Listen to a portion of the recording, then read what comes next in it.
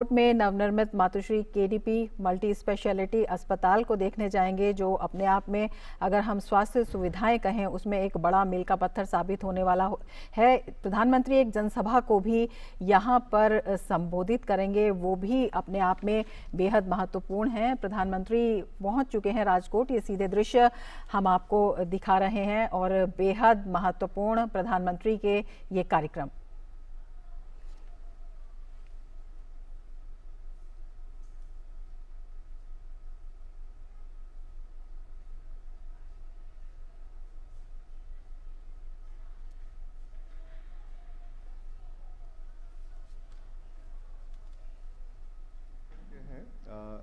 मातुश्री KDP multi speciality अस्पताल में ये एडकोट में अस्पताल है।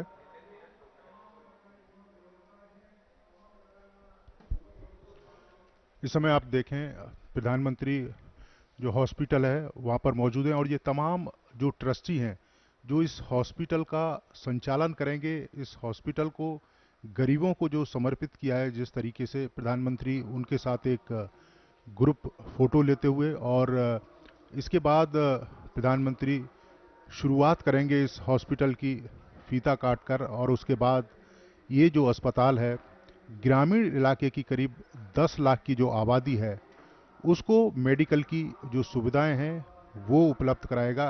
ये एक बड़ा विज़न है प्रधानमंत्री का और जिस समय गुजरात के मुख्यमंत्री थे लगातार कोशिश करते थे कि शिक्षा के क्षेत्र में, स्वास्थ्य के क्षेत्र में ज़्यादा से ज़्यादा काम किया जा सके और उसका जो लाभ है वो निचले तबके के हर व्यक्ति तक पहुंचे, ये कोशिश रहती थी और यही वजह है।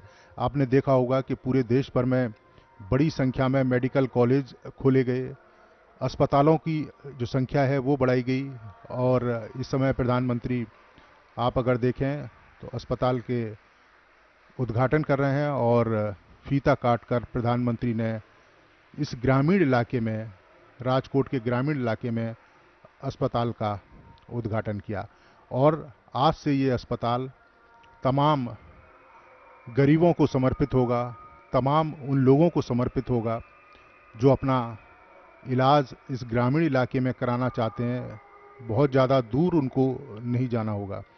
प्रधानमंत्री से आशीर्वाद लेते तमाम ट्रस्टियों के ये बच्चे हैं जो अपने परिवार के साथ यहाँ पर पहुँचे हैं और एक ऐतिहासिक पल है उसके गवाह हैं। और हमने देखा है कि प्रधानमंत्री जब भी कहीं जाते हैं तो बच्चों से रूबरू होते हैं और इस समय भी एक बच्चे से प्रधानमंत्री ने बात की और आज के बाद ये तमाम अत्याधुनिक सुविधाओं से ये लैस अस्पताल गरीबों को समर्पित होगा, जहाँ पर तमाम तरह की बीमारियों का इलाज ये लोग करवा सकते हैं। तो एक बड़ी सौगात है इस इलाके के लोगों के लिए, क्योंकि राजकोट और जामनगर के बीच में अगर देखें तो एक बड़ी आबादी है और सिर्फ राजकोट जामनगर ही नहीं बल्कि सुरेंद्र नगर, इसके अलावा अमरेली, ये आसपास के जो ज़िले हैं 10 लाख के करीब आबादी इस अस्पताल का जो लाभ है वो लेगी। और यहाँ पर प्रधानमंत्री अगर आप देखें कि किस तरह से रूबरू हो रहे हैं अस्पताल में आए लोगों से और इसके बाद प्रधानमंत्री देखेंगे कि किस तरह की सुविधाएं इस अस्पताल में मौजूद हैं। और आपने देखा होगा कि इससे पहले भी प्रधानमंत्री ने जब स्वास्थ्य मंत्रालय के केंद्रीय बजट वेबिनार को संबोधित किया था तो उसमें हेल्थ सिस्टम पर काफ़ी उन्होंने विस्तार से चर्चा की थी कि आने वाले समय में भारत का जो हेल्थ सिस्टम है वो किस तरह से रहेगा। उन्होंने कहा था कि हमारा फोकस हेल्थ पर तो है ही, इसके अलावा कल्याण पर भी हमारा फोकस है और प्रधानमंत्री इसके लिए लगातार प्रयास भी करते रहते थे। और इस बात का उन्होंने जिक्र करते हुए 3 फैक्टर उन्होंने पेश किए थे सामने कि जिस तरह से आधुनिक चिकित्सा विज्ञान से जुड़ा जो इंफ्रास्ट्रक्चर है उसका जो विस्तार है वो होना चाहिए और इसके अलावा आयुष जैसी हमारी पारंपरिक चिकित्सा पद्धति हैं उसमें ज़्यादा से ज़्यादा जो अनुसंधान है उसको प्रोत्साहन मिलना चाहिए। इस समय अगर आप देखें प्रधानमंत्री भगवान गणेश की जो पूजा है वो करते हुए और दीपक जलाकर शुरुआत की है। और कहते भी हैं कि भगवान गणेश विघ्न विदारक हैं, तमाम जो दुख हैं उनको हरने वाले हैं। और ये अस्पताल तो निश्चित तौर पर जो तमाम लोग आएंगे अपने कष्टों को लेके आएंगे, ये अस्पताल उन कष्टों को हरेगा। और भगवान गणेश की पूजा के साथ ही तमाम जो लोग हैं वो इस अस्पताल में पहुंचेंगे और अपना जो इलाज है वो करा पाएंगे बहुत ही कम दामों में। और आपको हम बता दें कि प्रधानमंत्री जिस तरीके से लगातार स्वास्थ्य पर फोकस उन्होंने किया है, प्राइमरी हेल्थ केयर नेटवर्क को सशक्त करने के लिए करीब 1.5 lakh health and wellness centre है, उसके निर्माण का कार्य तेजी से चल रहा है। और अभी भी देश भर में अगर हम बात करें 85,000 से अधिक सेंटर्स रूटीन चेकअप, वैक्सीनेशन और टेस्ट की सुविधाएं दे रहे हैं। और इस बार के भारत के अगर हम बजट की बात करें तो इस बार भारत ने मेंटल हेल्थ केयर सिस्टम की जो सुविधा है उस पर भी फोकस किया है। और प्रधानमंत्री लगातार हेल्थ केयर को लेकर हमेशा सक्रिय रहे। और इस समय अगर देखें फीता काटकर और उसके बाद ये शुभारंभ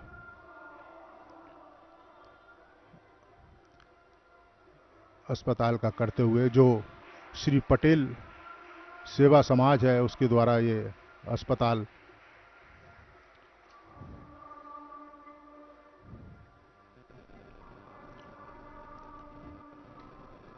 गुजरात के मुख्यमंत्री और उसके साथ ही स्वास्थ्य मंत्री और इस अस्पताल से जुड़े ट्रस्टी।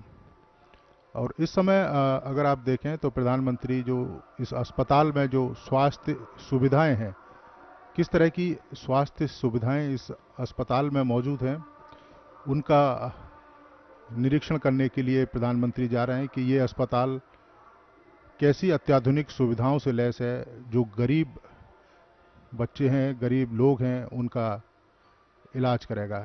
इस समय अगर देखें तो प्रधानमंत्री जो आईसीयू है उसके अंदर इस वक्त प्रधानमंत्री इमरजेंसी में हैं, इमरजेंसी में देख रहे हैं कि क्या सुविधा है वहाँ पर। ये 8 बेड का इमरजेंसी था जिसका उन्होंने अवलोकन किया और उनको बताया गया कि किस तरह की सुविधा है।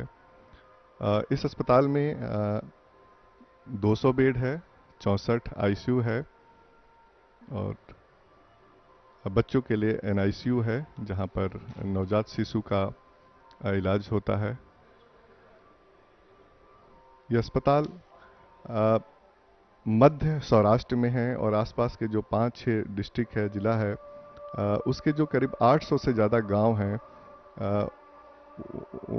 उन गांव के जो निवासी हैं उनको ये स्वास्थ्य सुविधा का लाभ मिलेगा। अत्याधुनिक स्वास्थ्य सुविधा से जुड़ा हुआ है ये अस्पताल। और हमने देखा कि राजकोट में ही राजकोट में एम्स बन रहा है और 750 बेड का एम्स बन रहा है और ये श्री पटेल सेवा समाज के द्वारा संचालित ये अस्पताल।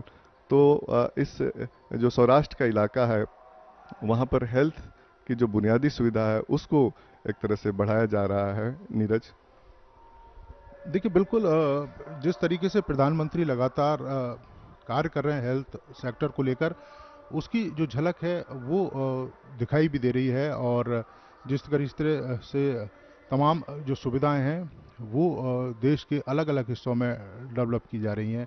और इस समय प्रधानमंत्री निरीक्षण करते हुए कि किस तरह की सुविधाएं यहाँ पर मौजूद हैं। और ये ऑपरेशन थिएटर है जहाँ पर अत्याधुनिक सुविधाओं की जो जानकारी है वो प्रधानमंत्री ले रहे हैं। और वर्ल्ड क्लास सुविधाओं से सुसज्जित ये अस्पताल है जहाँ पर गरीब और तमाम ऐसे लोग जिनके पास पैसे की कमी है वो अपना मुफ्त जो इलाज है, गरीब लोग वो यहाँ पर करा सकते हैं।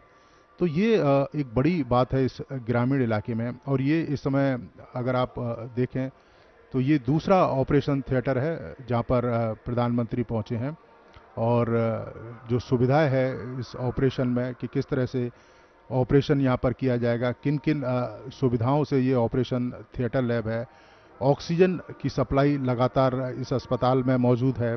इसके अलावा अगर हम देखें तो ऑक्सीजन के साथ साथ मेडिकल एयर और वैक्यूम की सुविधा इस अस्पताल में मौजूद है, जो बताती है कि ये अस्पताल कितना अत्याधुनिक है। और दूसरी अगर हम इसके आईसीयू की भी अगर बात करें तो यहाँ पर वेंटिलेटर की सुविधा मौजूद है।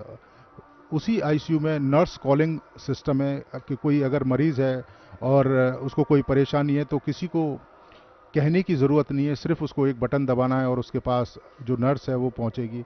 इसके साथ साथ 7 फंक्शन मॉनिटर की सुविधा मौजूद है उस आईसीयू में, जिसमें हार्ट, बीपी, ऑक्सीजन लेवल तमाम जो चीज़ें हैं वो लगातार चलती रहेंगी और जो डॉक्टर है, जो नर्स हैं, वो लगातार व्यक्ति को मॉनिटर कर सकते हैं जो मरीज़ है।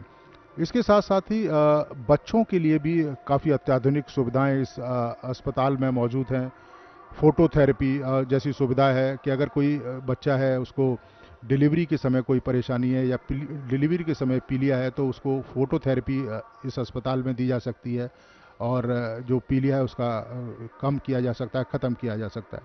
इसके साथ ही सिरिंज पंप एक सिस्टम है जिसमें सही मात्रा में जो दवा है वो बच्चे तक पहुंचे, उसका भी सिस्टम यहाँ पर मौजूद है।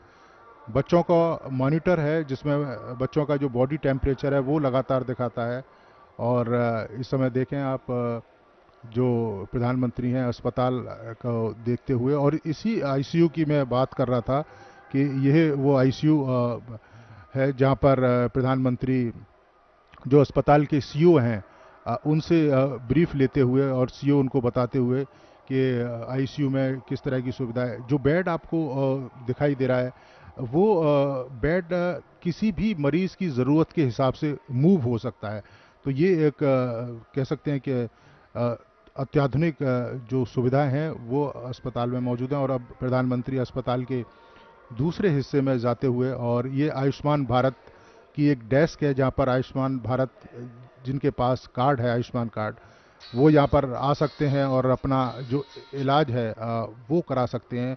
उसके लिए यहाँ पर उनको सुविधा मिलेगी और इसके साथ साथ ही जो उनको अगर किसी हेल्प की ज़रूरत है तो वो यहाँ मिलेगी। इसके साथ ही जन औषधि का भी एक केंद्र है यहाँ पर कि कोई अगर सस्ती दवाइयाँ लेना चाहता है तो उसको सस्ती दवाइयाँ मिलेंगी। इस अस्पताल की खासियत है कि इसको इस तरीके से संचालित किया गया है कि इनके जो तमाम जो ट्रस्टी हैं जो हर साल जो पैसा देंगे उस पैसे का जो गरीब लोग हैं उनको जो इलाज है वो मुफ्त किया जा सकता है। इसके अलावा जो दूसरे प्राइवेट हॉस्पिटल हैं उनसे 70% सस्ता जो इलाज है वो यहाँ पर हो सकता है उन गरीब लोगों का। तो ये एक कह सकते हैं बड़ी बात है। और ये बच्चों के जो सेंटर है जिसका हम जिक्र कर रहे थे कि वहाँ पर प्रधानमंत्री पहुँचे हैं, यही वो यूनिट है जिसका मैं जिक्र कर रहा था कि जिसको प्रधानमंत्री देख रहे हैं कि जहाँ फोटोथेरेपी जो मशीन है वो लगी हुई है।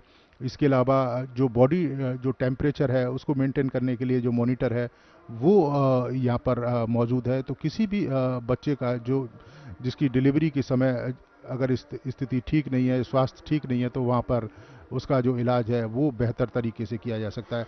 इस समय नितेंद्र हमारे साथ हैं और विस्तार से बताएंगे अस्पताल की स्वास्थ्य सेवाओं को लेकर। नितेंद्र।